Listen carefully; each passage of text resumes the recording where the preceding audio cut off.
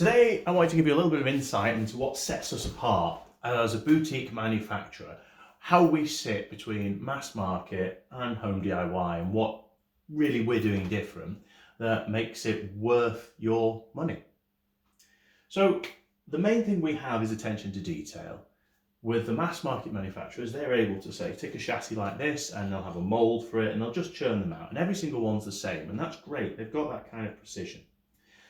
With a DIY person, you're probably going to have a hand drill, maybe a pillar drill, hammer those in. The holes are going to vary a little, and that's fine. But what you want in the middle, in the boutique, is we need to capture that precision the mass manufacturer has and go beyond that if possible with our attention to detail, yet we don't have their budget. And the way we achieve that is through clever little tricks and tooling that we develop over time. And part of what your money's buying is that time that we put into saying, how do we solve these small problems so that you can have a boutique item at a very high quality? So, for example, when we bolt these resistors in, the tension needs to be just right. If we over tighten the bolts, then they're going to stretch, the threads stretch in before stripping, and over time they can work loose because you've lost the ability to grip properly because you've deformed them slightly if you're over tightening. And obviously if you under tighten them, the heat isn't going to conduct as well, and potentially over time the parts could burn out because the heat isn't being conducted to the heatsink. So we have to get them just right, and sometimes we can do off-the-shelf solutions.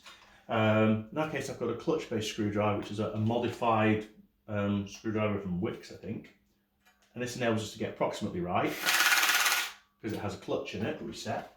And then we can go after each of those bolts with a torque driver, and these used to be really, really dear. I never had one of these, we just use the clutch and then sort of estimate. And now these have come down cheap from China, so great, we can use that, and it goes clicks when it's at the correct Newton meters of torque.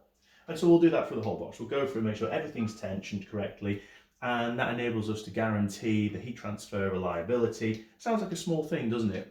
But there you go, it's well thought out. But what about if it's something more complicated, like drilling the holes?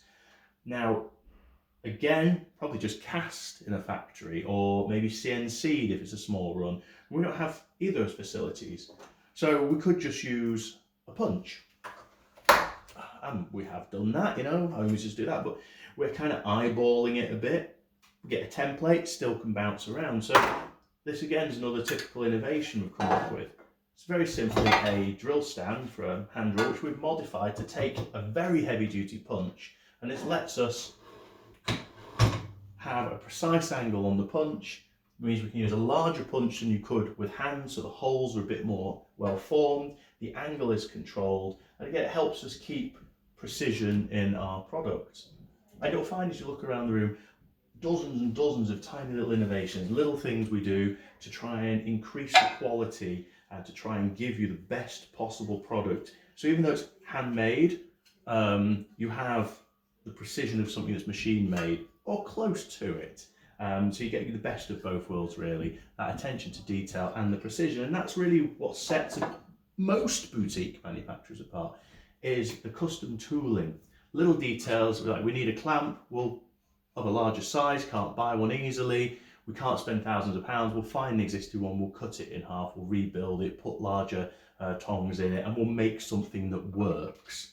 And each of those innovations is funded through the money we charge and folds back into the quality. So hundreds of little ways which you improve throughout it. And that's how we sit between a mass manufacturer churning things out that are quite precise, and if they fail, they don't care. You send it back, get a new one. So there's very little oversight. And between sort of a DIY person who's doing their best with a hand drill, but there's going to be quite a lot of variance from one item to the next. And a lot of the time they may not realise details. Like I've seen a lot of people use these power resistors, which are rated at 50 watts in this case each, and they'll just leave them floating in free air. That doesn't work, by the way. They're derated hugely. If you use that in free air, it's worth about 10 watts. If you put it in a box, close it up without any external way of transmitting the heat, even less, they're just going to cook. And so, again, we're looking into all those details. We're saying, right, what is the transfer? What's the thermal transfer? If we're using grease, what's the thermal transfer rate of it? How effectively does it transfer the heat through the chassis? And also, how long does it last? Is this still going to be viable in 10 years? Is it going to be viable in 12 months? So a good example is your silicon-based grease, like we use on a computer. Very good at transferring heat, very short lifespan. Not going to be still good in 2 or 3 years' time. Going to need replacing.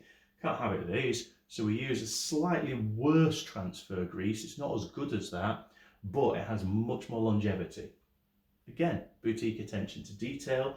We're thinking of all the things that can go wrong, all the ways to make your product last the longest possible time. Mass manufacturers are thinking, well, after 12 months, they'll buy a new one.